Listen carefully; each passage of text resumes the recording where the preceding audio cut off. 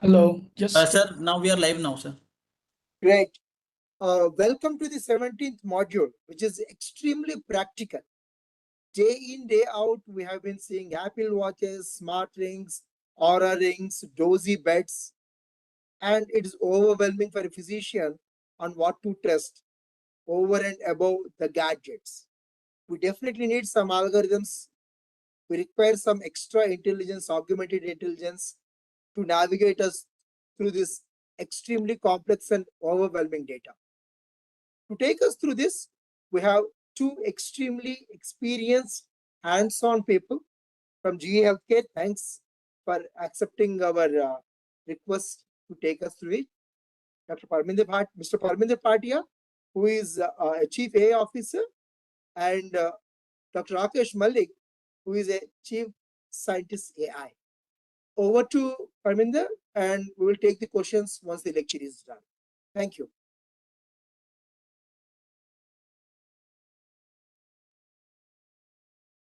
I'm Parminder Bhatia, Chief AI Officer at GE Healthcare. No matter where we are in the world, healthcare systems are under significant pressure. Patients are waiting longer, clinicians are taking and carrying a lot of burden. Data is often fragmented across the systems, and in many parts of the world, even basic diagnostics are too hard to access. But I also believe we are at an inflection point. AI is no longer a future aspiration in healthcare. We are already seeing it expand access, improve workflows, as well as reduce the cognitive overload, as well as support more proactive care. Today, I want to talk through some of the practical examples of how AI is changing healthcare today, and then look into ahead of what is coming next with foundation models, agentic AI, and autonomous imaging.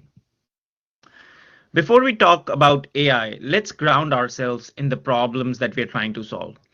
Across healthcare, I see four major challenges.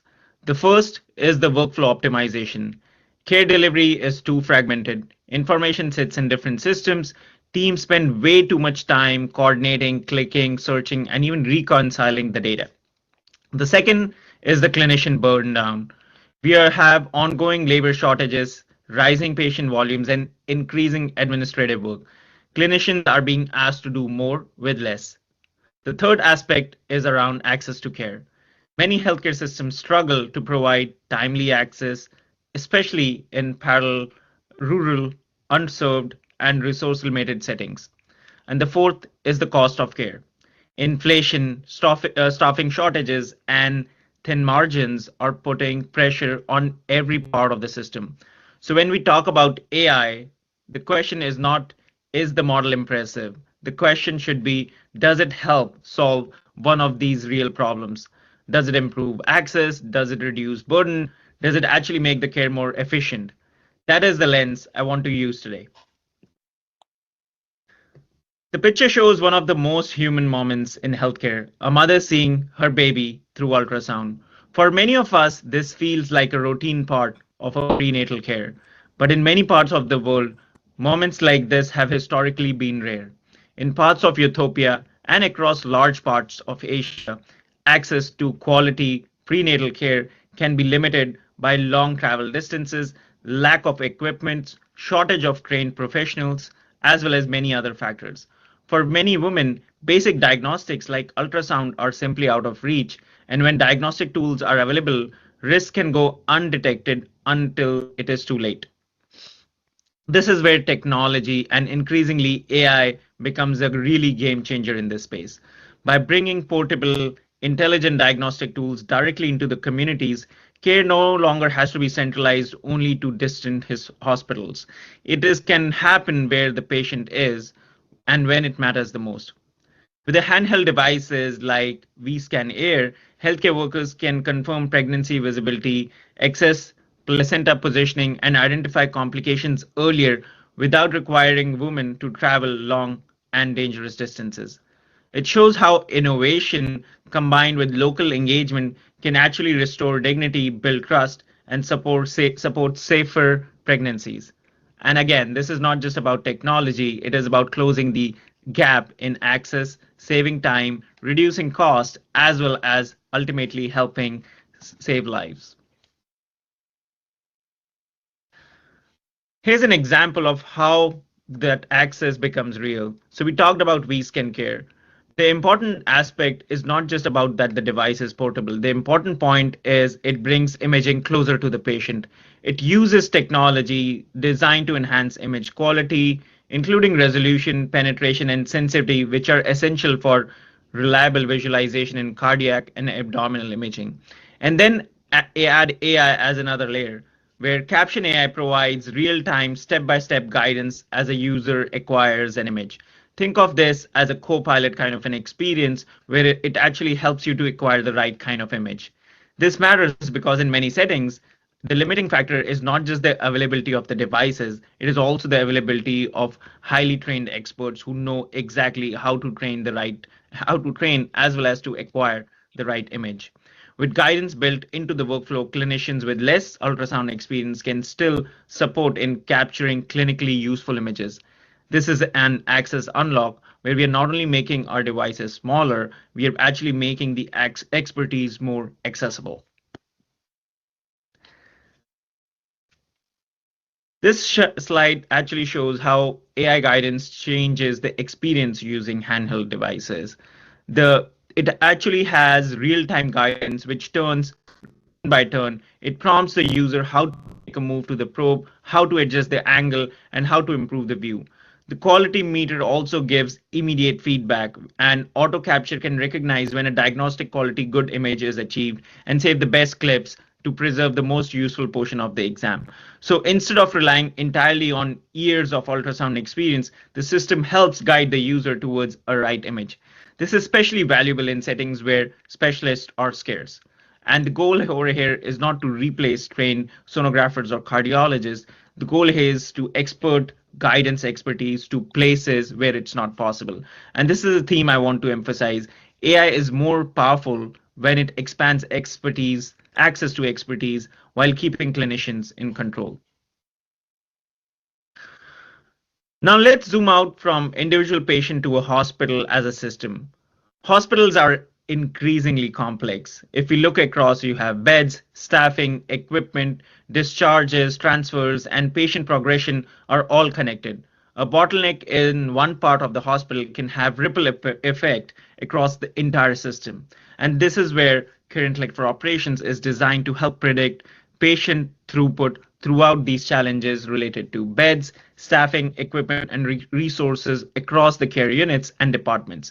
The idea over here with all of these technologies is to provide real-time guidance as well as predictive control system for patient care coordination. This is important because operational leaders do not just need to look into one more dashboard. They need insights that point to action.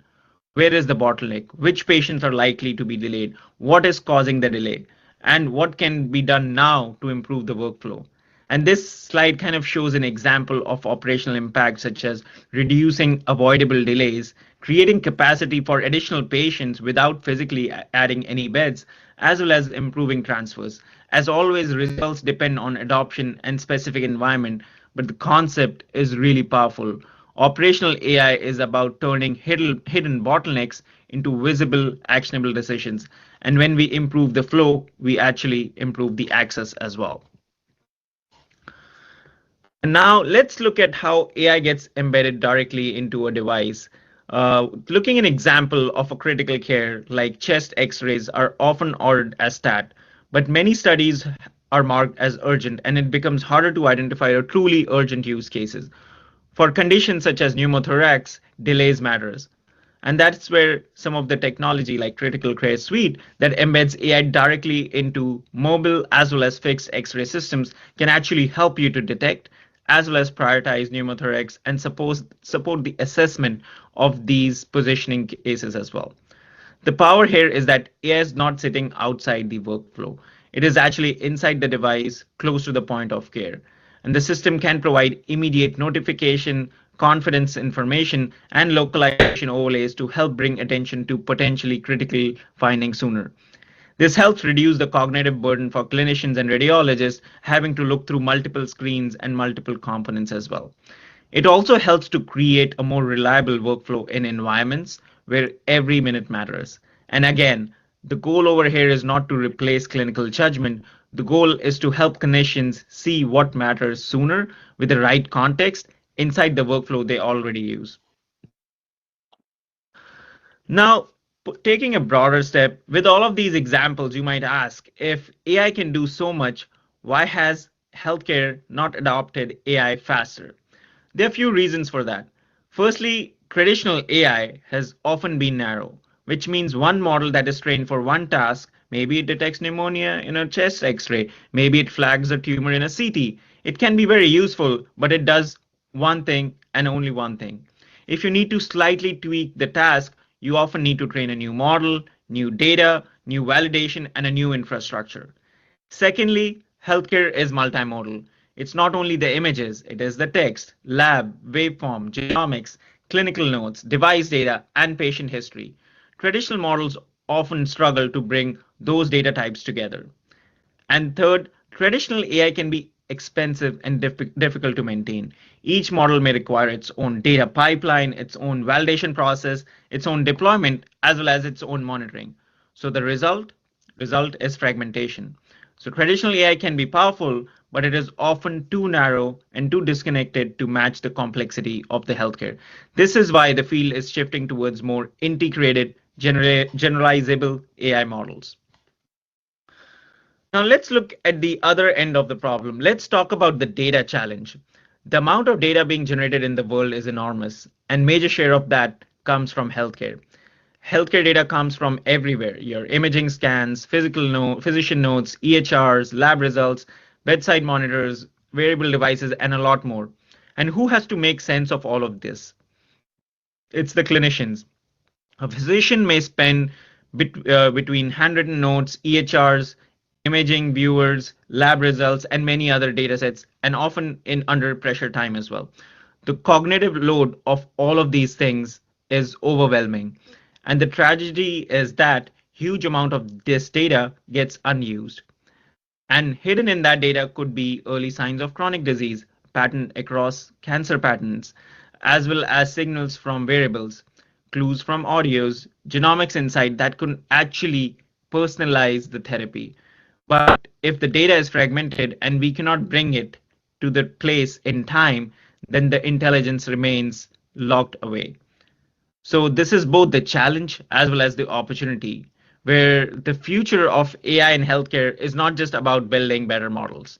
It is about helping clinicians use the data we already have at the moment it matters. So what is changing now?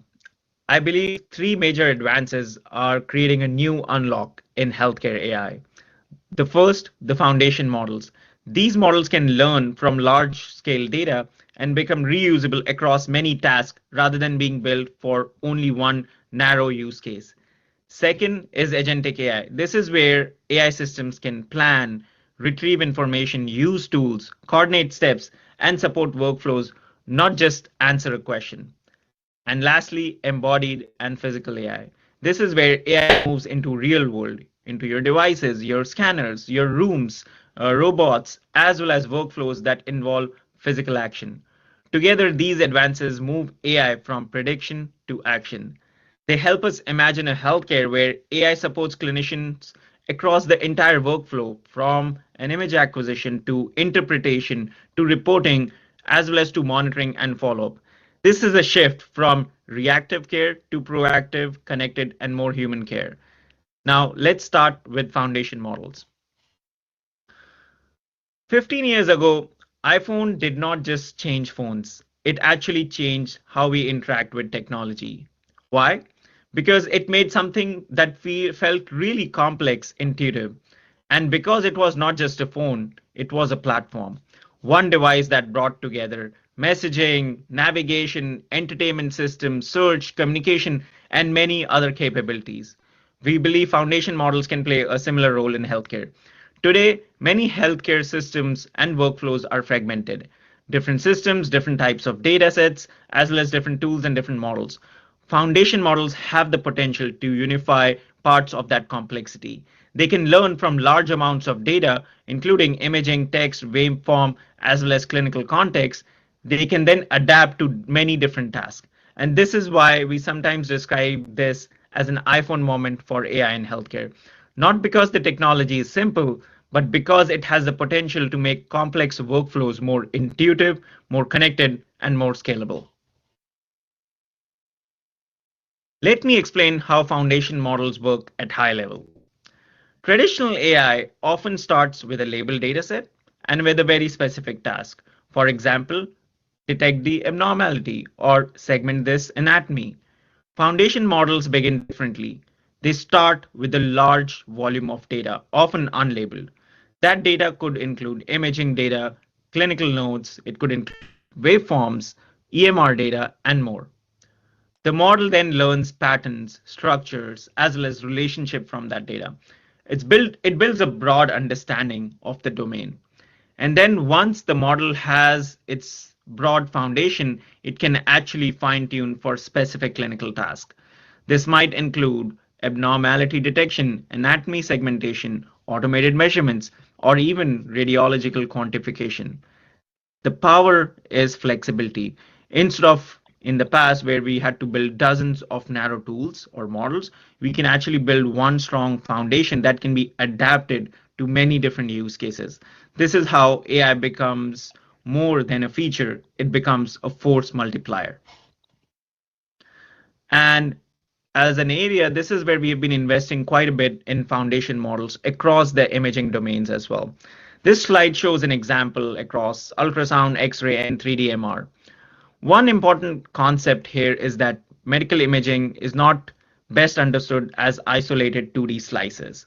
For example, in MRI, anatomy exists in 3D dimension. Preserving that spatial context really matters. This is why 3D foundation models are important. They can retain the volumetric structure, better understand relationship across anatomy, sequences, as well as body regions. The second important aspect is multimodality of these models. Multimodal capabilities are super important. When we connect images with clinical language, we can start to support tasks such as image to report generation, text to image retrieval, and many more context aware interpretations. I want to emphasize all of these developments carefully. These examples represent ongoing research and development. But one of the key importance for this shows the direction of travel for us.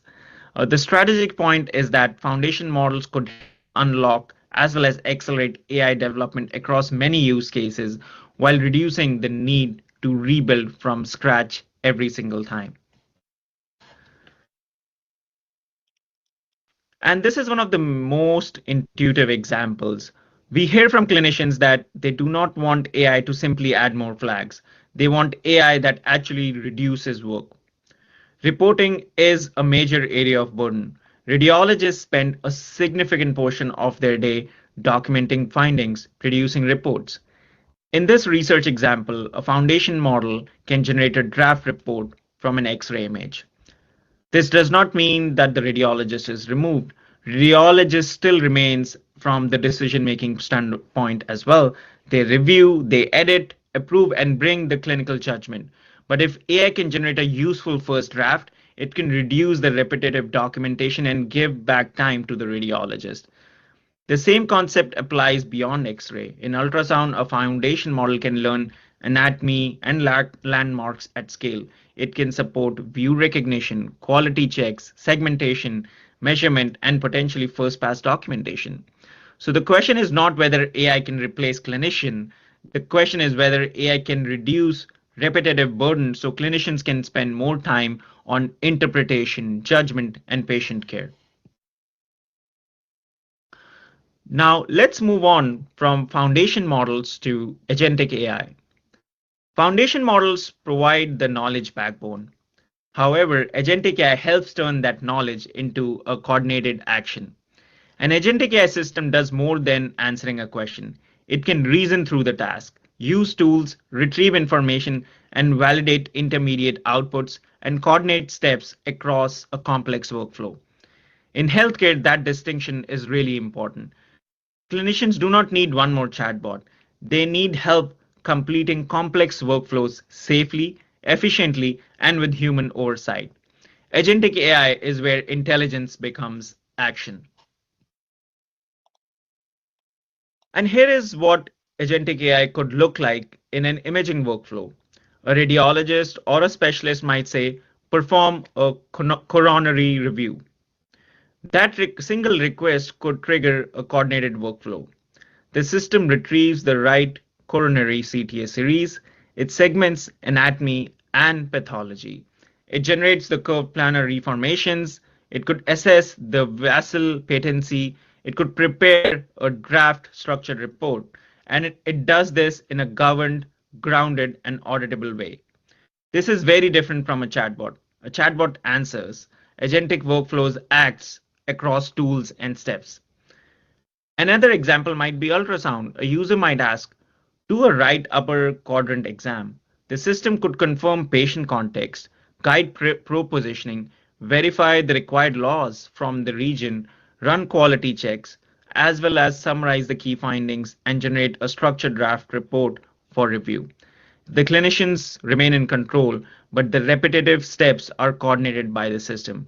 This is the real value. Cut the repetitive task and give clinicians more time for interpretation and high level clinical judgment. And agentic AI is not just limited to clinical imaging, it can also help into the hospital operations. Hospital operation leaders spend a significant amount of day balancing two needs. They need to quickly take actionable insights on what is happening right now, where is the bottleneck, and what needs attention. But they also need the ability to probe deeper. Why is this happening? What is the root cause? And what should we do next? The challenge is that operational data is often distributed across multiple systems. Leaders may have limited time to keep up with the new application as well as the features. They need very specific status updates quickly and they need to know where to find them. This is exactly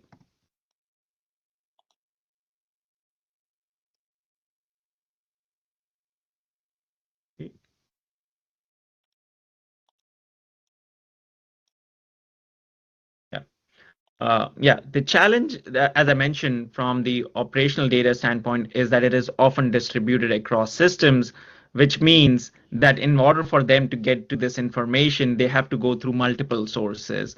However, they need this precise information at their fingerprints and that too really quickly. And this is exactly the type of problem where conversational and agentic AI can help, not by replacing operational leaders, but by reducing the time between a question and an actionable answer.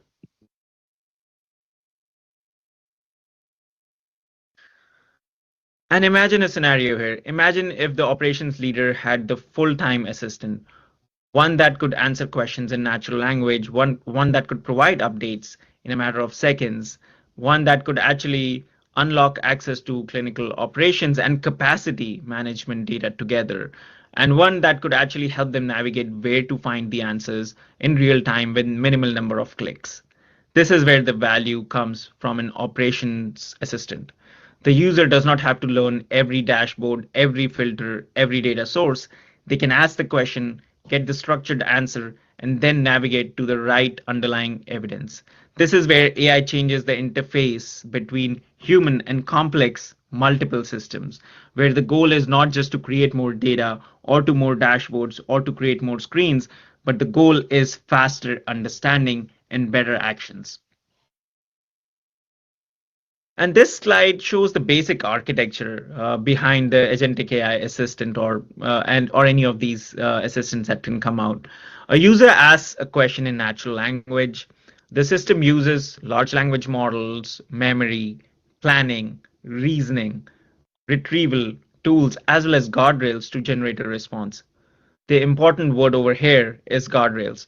In healthcare, we cannot have an unconstrained system making unsupported claims or taking unsafe actions.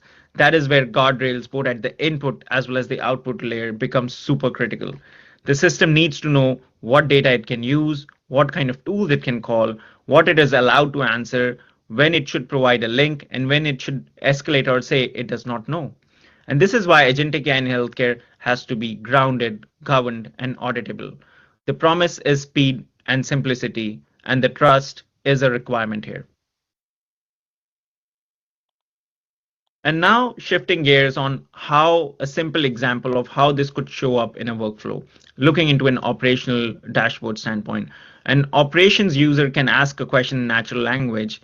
The assistant retrieves the relevant data, structures the answer, and provide links and navigates back to the source. The key point here is that the interface may look simple, but the system underneath has to be reliable. It has to have access to the right operational data. It needs grounding, it needs guardrails, it needs to provide source linked answers, and it needs to fit into the user's workflow. And this is how AI becomes useful in practice. It's not just to generate a fluent answer. In healthcare, the answer must be actionable, traceable, and trustworthy. Now let's move to a broader research concept of how this technology can be applied into a use case. And that is where one of the projects that we're working on was called Project Health Companion. And the idea is how can this be applied in the case of oncology, where the idea was to bring together multimodal patient data from disparate systems into a single streamlined view. In oncology, for example, a care team may need to understand imaging data, pathology data, genomics data, lab, clinical, treatment, payer coverage, and a lot more information. Today, that synthesis requires a tremendous amount of effort. With Agentic AI, we can imagine a system where multiple AI agents, each analyzing different sources of data, and then collaborate with each other, more like a virtual tumor board. The physician can then view the recommendation, question the logic, and make the final clinical decision. This is a huge and a significant paradigm shift. AI would not only assist after the fact, it could actually help anticipate challenges, explain the reasoning, and support more confidence and data backed decisions. And just going more deeper into Project Health Companion, the concept starts with oncology, but the idea is it can expand to any other care area. Where, as I mentioned previously, the whole idea is each virtual expert agent focuses on a different type of data. One would focus on clinical data, another could focus on biochemical, pathological, radiological, genomics, as well as other kind of data sets or even coverage data. The most important point over here is that when these systems are looking across each other, you also they provide their inputs and recommendations. Those agents that they provide their recommendations to what we call as a master or a supervisory agent, which helps synthesize information into a recommendation for a physician. The most important point in this is that AI agents are not replacing physicians. They're helping physicians make sense of years of longitudinal data. They can take on routine, data intensive synthesis so clinicians can spend more time on high level decisions and human connection with patients. And as we enter the era of agentic AI, responsibility matters even more. We need transparency, we need accountability, we need human oversight, and we need to preserve the trust that the clinicians and the patients place in healthcare systems. And the only way this type of and that is the only way on how this technology can be adopted and brought into prime time. Now let's move on to the third frontier. We talked about foundation models, agentic AI, and the last piece is how do we get them into the hands or into the workflow? And that is where autonomous systems and imaging becomes super important.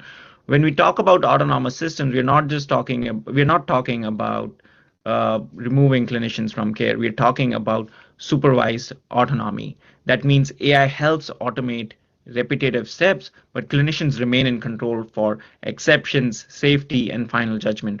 In imaging, this could be patient positioning, protocol guidance, image quality checks, which will actually help reduce the scans, acquisition support, or even machine to patient interaction. The goal is to make imaging more consistent, more accessible, and less dependent on scarce expertise. This matters because imaging demand is growing while the workforce remains under pressure.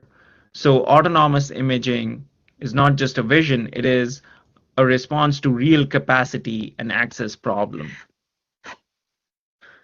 And just taking an example, if we think about how could autonomous systems be applied, considering the case of X-ray. X-ray is one of the most common imaging exams in the world, but even in a familiar exam, there are many opportunities for error and inefficiencies. There could be poor patient positioning or incorrect exam setup that could lead to rejected images, repeated exams, or even increased radiation exposure, delayed diagnosis, and additional burden on technologists as well as radiologists. In busy environments, even small numbers compound quickly. If the image is not positioned correctly, if the field of view is wrong, or if the motion affects quality, the patient may need to be imaged again. That costs time, that creates frustration, and it adds exposure, as well as it delays clinical decisions. So the opportunity is clear.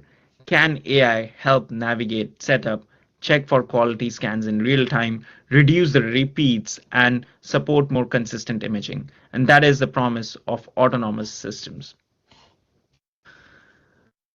And this slide shows how the simulation and world models, which are powering a lot of physical AI, are actually being looked into.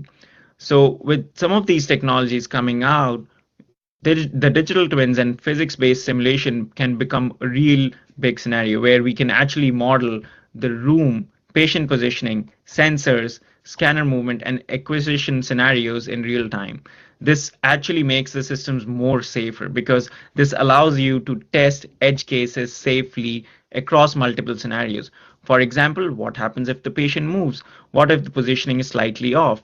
What if the patient cannot follow the instructions perfectly? Or what if the camera is partially blocked? Simulations help us train, stress test, and even optimize systems before it touches the real patient workflow.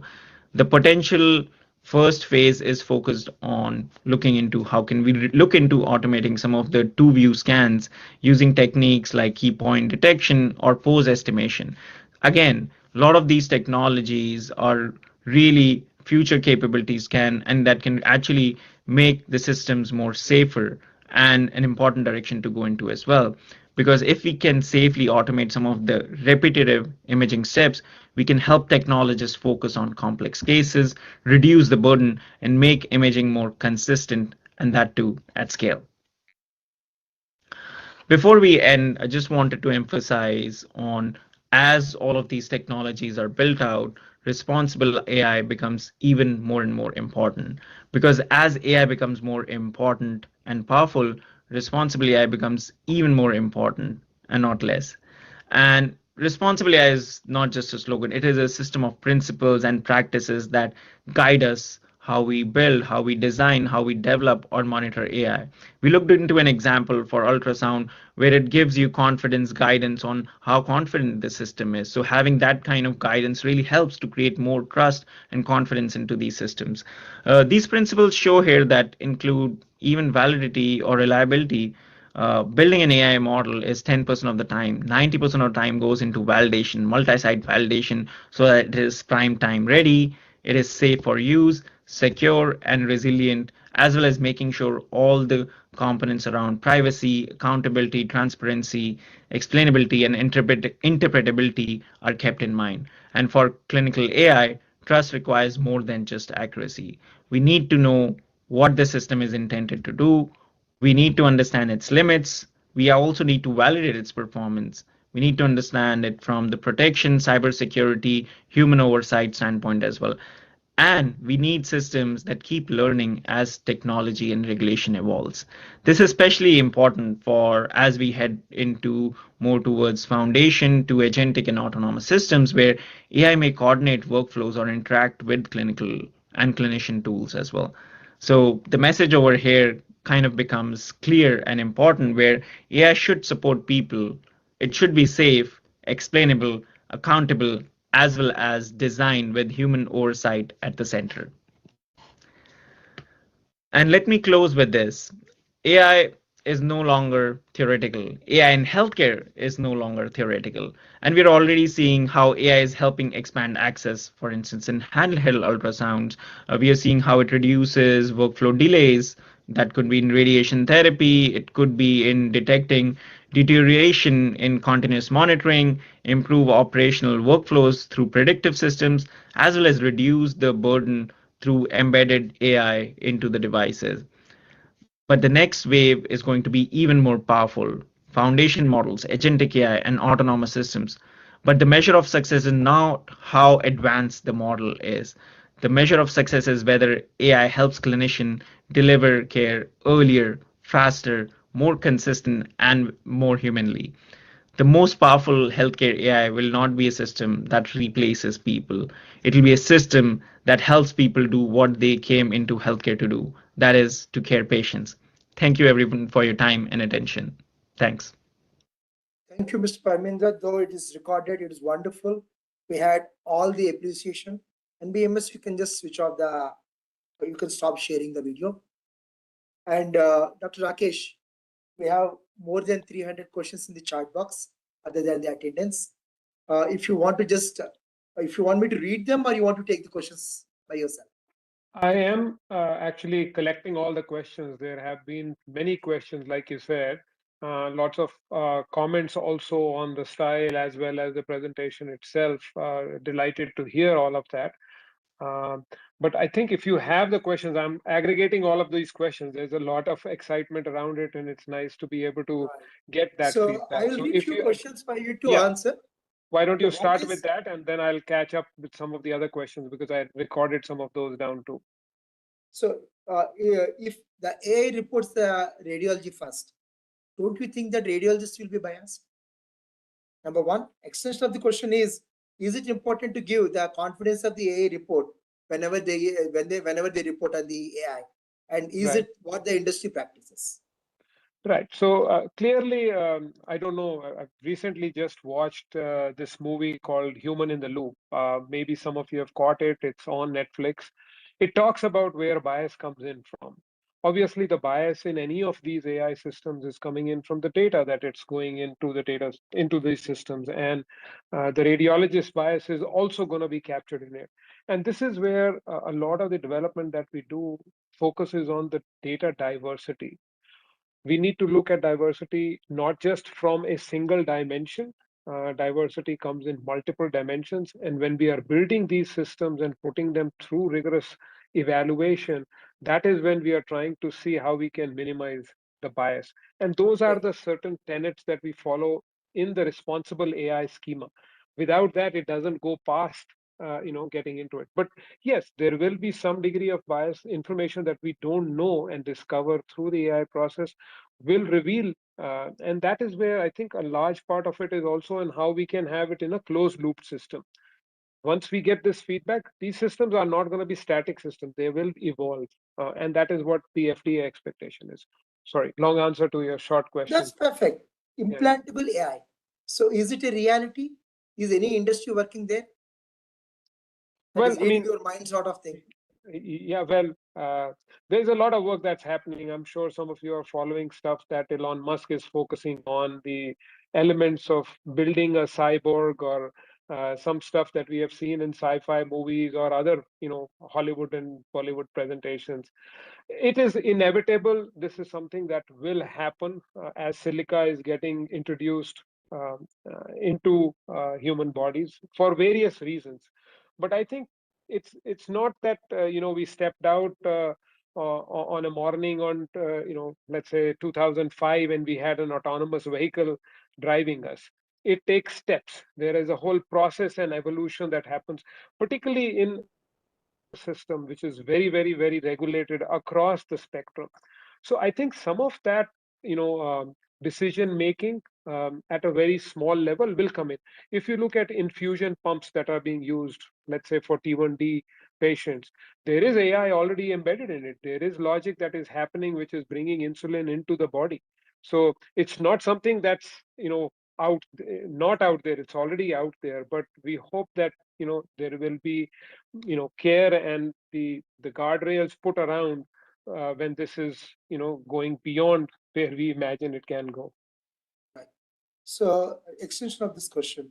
I mean, when it is coming as a guided thing, ultrasound guided biopsy or CT guided biopsy, whatever you say, mixed with the pathology.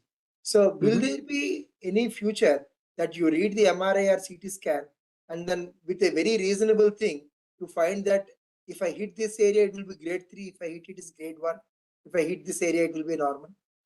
Right. So if I get your question right, are we going to be able to do real-time decision making as the imaging is happening or as the procedure Correct. is happening, right? Um, I think there are several steps in that direction, again, in a phase-wise manner. Some of that is happening, as Parminder just talked about, from a caption guidance point of view. We are providing real-time guidance to get to the right point, right? The next step is, are we able to get biological tissue, do the necessary processing on it, and then be able to do interpretation on it? That's in the foreseeable future. I have not come across anything yet, but yes, there is elements like being able to do microscopy through ultrasound, or to be able to do characterization, tissue characterization on the fly. We know right now a lab report takes some time to evaluate, right? But ideally, that is what perhaps our surgeons would be looking for, that you are able to know if you have hit the margin on the lesion or and be able to eliminate any malignant cells in that space. Wonderful. So coming to that, the lag, very interesting. I think he must be a robotic surgeon. So he is telling that how do you handle the lag when you use robotics? Because the surgeon operates here, he sees a bleeding, you want to do it, but a fraction of a second can lead to catastrophe. Right. So there are various elements to it. I think we are used to seeing some lag, even when we are doing this presentation. I see and hear a lag, from where we are broadcasting to it coming out on YouTube. But there are systems which are now operating, in human real time in some sense.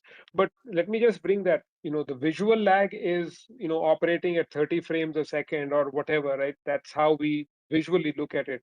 But the tactical lag is at, kilohertz. So we sense much faster than we can. I mean, we can, forgive, a frame dropping, but the touch is very, very complex. At least at a kilohertz, you need to be able to operate. And there are systems which are operating in that manner. Some, decades ago, we had, robotic arms which will allow you to interact with data at a kilohertz. So I think some of that lag is going away. Obviously, there is compute in the middle, right? So what we have to do is to bring compute into the device, or the AI into the device with sufficient compute, and that lag would go away.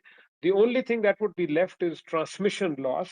That also, if it is not, a telerobotic operation, if it's in the hospital, I think those elements are being addressed today. I don't think there has been much challenge that has been observed. I'm not a surgeon, but there is, not much in that space that is, left to be discovered. Extension of that question, will there be any practical feedback to the surgeons, like the virtual sensations that you can feel the tissue?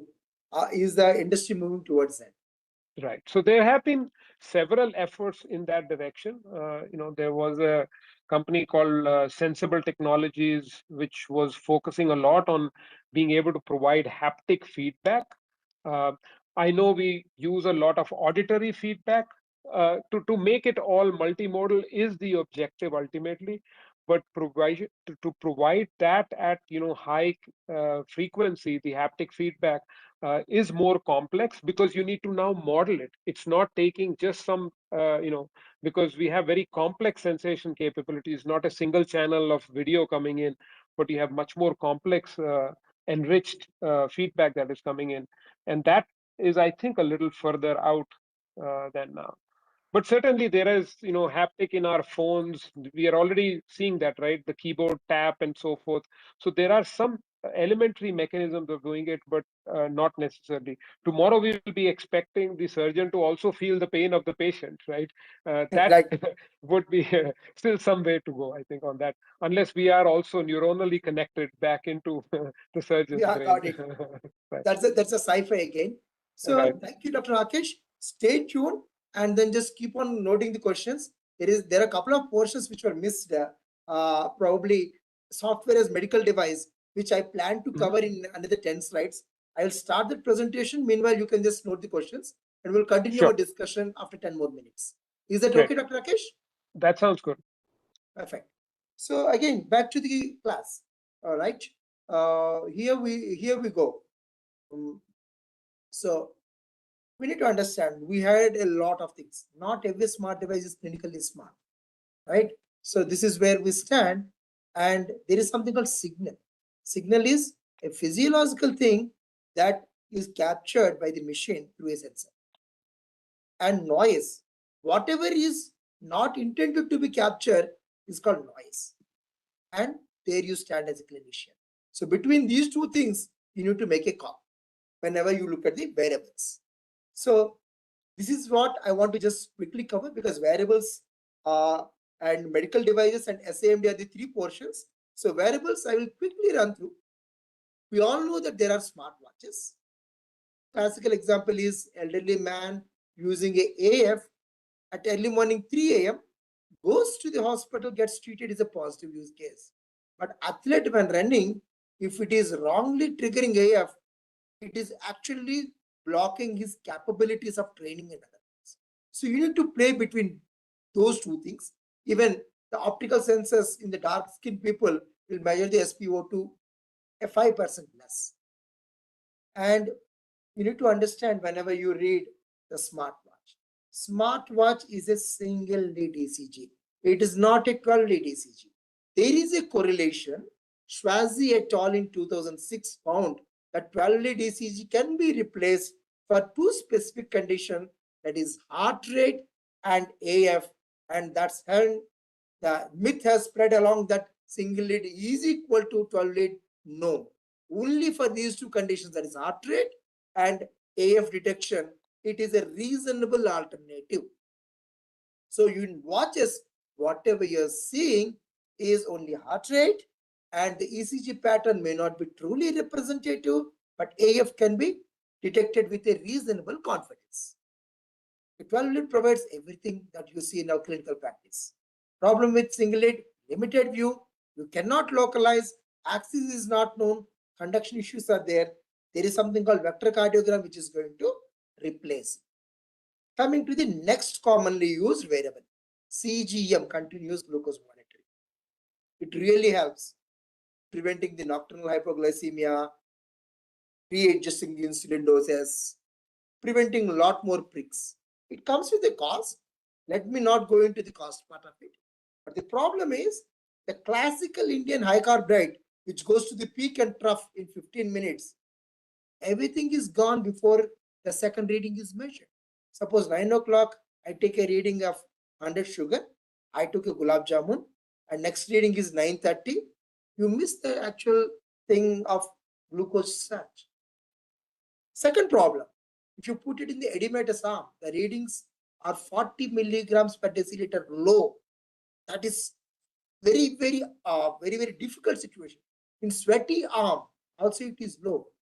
Why it happens? Because the CGM measures that interstitial fluid, whereas the glucometer uses a different method, which is again a biochemical, biophysical method, in contrast to plasma, which is the gold standard. So whenever you need to ask a question, ask what is the gold standard. There is one more slide which I am going to talk about, that is about non-touch, non-prick glucose. That is more complex. I'll come to that later. Then the third common thing that you hear is smart ring. Okay, so you have been hearing Aura ring, Samsung Galaxy ring, lot more. Where is it good? Where is it not good? For some things like heart rate and variability, they are good, but it comes with a lot of fallacies. So let us understand, when it tells that I can measure your BP, how does it does? There are 4 types where you can measure the BP even without putting a cuff. One is pulse transit time. That means between 2 points, if it is taking short time for the pulse to travel, the pressure must be high. So that's the indirect way of measuring the pulse transit time. Second thing is, they try to use a mini pressures to occlude the vessel. That is called appellation tonometry. Third thing is called pulse arrival time. That means they put ECG, they measure the pulse. Whatever ECG is considered as time 0, pulse is considered as time t. If it is taking long time, The BP is low. If it is taking short time, the BP is high. The last one you need to trust, or you should not trust, is smartphone oscillometry or optical imaging. Never reliable. Okay. So when they say BP can be measured, check this. I told you, I promised you that I'm going to come back. Can we measure glucose without even blood? The answer is they tried.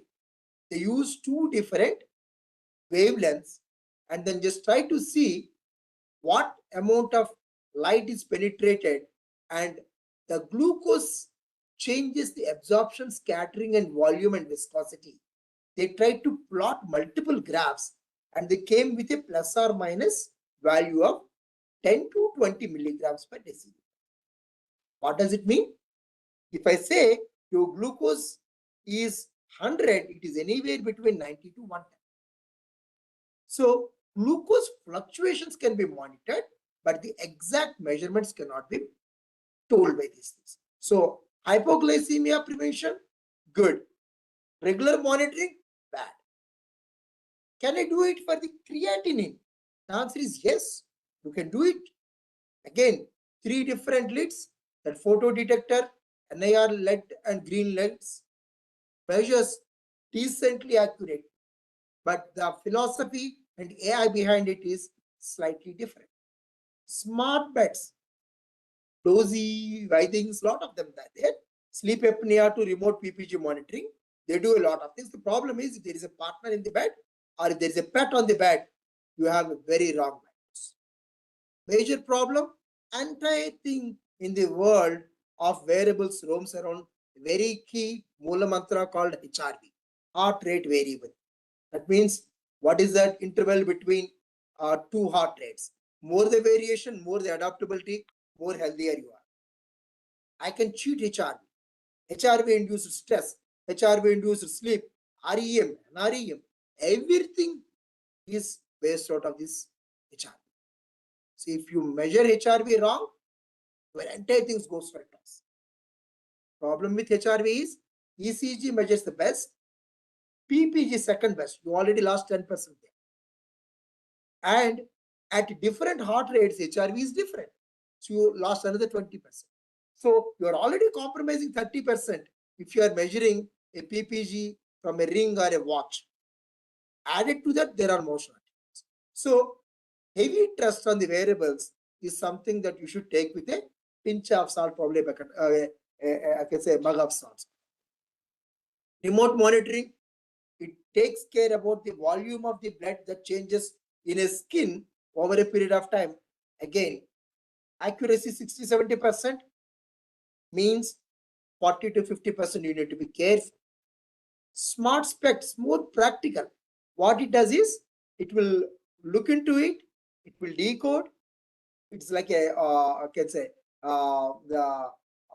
and then either it will convert into audio and then just teach you if you are not, if you are physically challenged for the visually challenged, or it can just give you a virtual reality if you are operating at some places. They are reality, but lag is the question. Smart glove for the physio rehabilitation, seizure prediction, control of Parkinson's. Very good. There are a few more things. Smart stethoscopes. So there is some recorder which will match with normal sounds, and any abnormal will be forwarded to the physician to listen. It is a recording and replay. Smart vein finders and breast lump finders. Smart finders of the oral cancers, smart finders of the cervical cancers. They are all reality. This one, that is smart ultrasound, was already beautifully elaborated by Mr. Parminder. The last portion, software as medical device. Diabetic retinopathy, ECG interpretation, AI radiology are the 3 examples which comes under the software as medical device, because when you use a software, it is going to give a advice to you. It is as good as a medical device. Example, ECG gives you a waveform which makes you to take a decision on the cardiac health. Similarly, if a AI radiology gives you opinion that this is abnormal area, you are liable, and that's the reason why they classified that software as also a medical device. Robotics, we already covered. Cost is the issue, but in India, we came up with a smarter ones. So whether it is AI, whether it is a device, the regulators ask you 5 questions to check before you apply into clinical practice. Is it validated prospectively? A randomized controlled trial of a very discrete population in India. Is the comparator arm a gold standard? I can't say I compared the CGM with a brick. Gold standard is venous blood. What are the false positives and negatives? Did it improve the overall outcome? And then in India, these are the 5 things that are going to help you in getting the seal as SaMD 2017 regulations. Actually, we are far ahead of the West in terms of approvals and landscaping on how we give the approvals. So the take-home message is smartwatch ring bed useful, but never act on a single element. CGM, understand the site, edema, skin color, and calibrate for the patient. Smart pets, good. Software is medical device, whether it is AI, retina, ECG, X-ray, excellent triaging tools, but not a decision-making tools as on yet in India. Robotics, we have wonderful people. I mean, within my own institute, there are people who did thousands of cases, right? And regulations, you should always ensure that they have the tag, not exemptions, but approvals. So to conclude, technology should reduce uncertainty, but shouldn't amplify the confusion. Over to you, Rakesh. Rakesh. Sure. Can you hear me now? Yes, sir. Great, great. That was very wonderfully put together in very compact manner. Lot to learn, Dr. Suresh. So I was just going through some of the questions that were still perhaps unanswered. One of them, I think, by one Mr. Nikhil Gautam was, ultrasound how ultrasound can be replaced by AI, or ultrasound is having individual judgment and handling of probe. Well, you're not replacing, whether the clinician, sonographer, or otherwise anything. You are, as Dr. Suresh just mentioned, you are cutting down, the inappropriate use, enhancing accuracy, enhancing image quality by providing all of these elements to support the process and help in accelerating the process. Well, what we talked about was through this tool, which came through an acquisition for us called Caption Guidance, or Caption Guidance for Ultrasound, was to assist you to get to the right imaging plane. You're not replacing the probe. The probe is there. You are tracking the probe's orientation, position with the image cues that you're getting to be able to guide to the right location. So that was one of the questions that came around. I think there was also one question on, how does it go across PCP and DT? Correct. Yeah, I was trying to get to that specific question. But clearly, all of this is happening in a completely compliant manner. We all have to, any device has to go through that process. Yeah, it said, what about PCP and DT for pregnancy scan in India, especially in remote location? Clearly, we cannot have any of these ultrasound devices be at any location or be used by, a non-professional. The non-professional here being, a trained MBBS who has gone through the right training, and there's complete registration process which goes through in the PCP and DT, and there is monitoring and reporting of all of that. So it's not, out there to replace any or have any misuse of the device for obvious reasons in that. There was a question by, I think, Janaki about agents that adapt to individual clinician preferences over time. A cardiologist and GP need different communication styles. Yes, that is indeed the case, though we are not right now customizing applications, AI applications or agents to an individual. Uh, Only in the suggestion process, not in the clinical decision process, because all of that would then again go back to the software as a medical device. Is it helping in the workflow, or is it helping in the decision making itself? So it depends on the class of the device, and then in that, there are some which will adapt like preferences of what kind of streams come to your Instagram or otherwise, but most of them will be regulated and they will go through a very standardized evaluation process against the ground truth, against all the test data, and that is all in the reportable sense. Dr. Rakesh, one Um, quick question, sir. Can I yeah. develop my own AI tool? If yes, will it have to be cleared by the regulators? That's a very good question, and that is happening in academic worlds across the world. There are, academicians and I would say clinicians who are building their own AI, right? You can build that, you can use it in your own clinical research work, but you cannot make a product out of it. If you have to take it to product, you have to go through the whole product process and the regulation process, right? So there is often for research, people build their own tools and they use it to do the evaluation, but for clinical use on patient, it has to go through the regulatory process on that. I think you had one question, Dr. Suresh, which was talking about can it go, I think that was referring to can it go beyond oncology? I think that's, This is a separate platform where I'm trying to pull up the questions and then give it to right, you. right, Yeah. right. No, certainly. I mean, it is not limited to oncology or neurology or cardiology. It all depends on what you have trained your conversational agent with.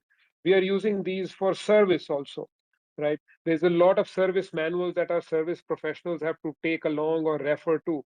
All of that service data, all of the past history of problems that were reported or how they were solved becomes entity and data that goes into the system for us to answer the questions more rapidly. So it has a plethora of use cases out there. Any conversational agent, it is based on the data that you are training the model with, and also modulating the large language model to be able to respond to those specific and putting the guardrails around it. So if you're asking about cardiology questions, I'm not responding to some horticulture question about how you address a flowering of a certain fruit or whatever, right? So this is all done in a managed manner, in a controlled manner to address the problem that is at hand. And then there are secondary and tertiary checks that are done on every response that comes back to see if it is meeting the context and playing in the context itself, right?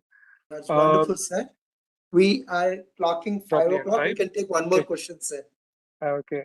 There is another very interesting one. Is it possible to eliminate anxiety and stress which may happen during MRI by using AI?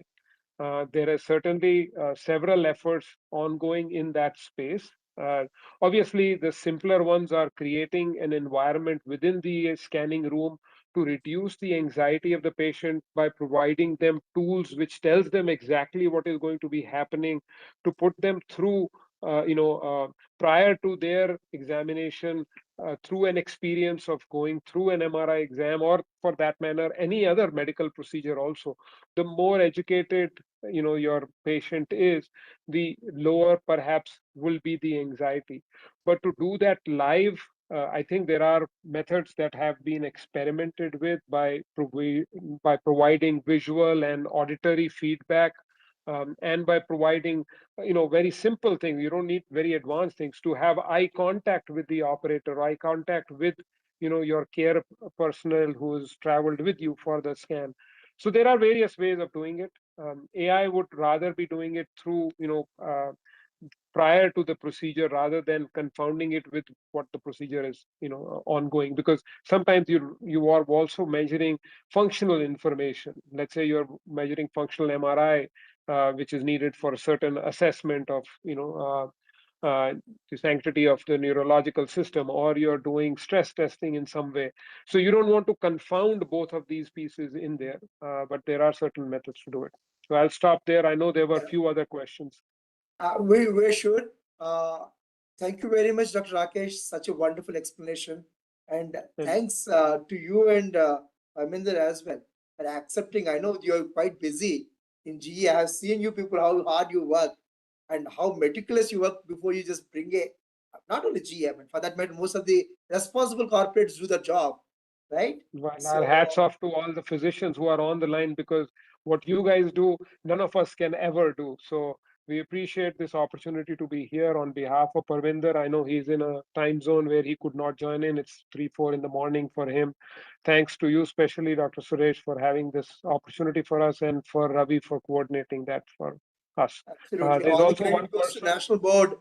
Yes, Obviously, of course. that is the Right. There's also one person who has also been doing a lot of advocacy for us. His name is Jan Weber. He's based out in Germany, but he's very active on LinkedIn and also runs a forum called Hello AI, where we are putting a lot of education material on AI online. And for anybody who's interested, Google Hello AI and you'll be taken there. And there is hours and hours of content that we put out there also to work with the advocacy programs. Thank you so much. Absolutely. Thank you. Over to you, NBEMS, for concluding remarks, if any. Thank you, Dr. Suresh. Thank you, Dr. Rakesh, for this wonderful session. Thank you, all of you. Thank you so much for joining the webinar. Appreciate it. Bye-bye.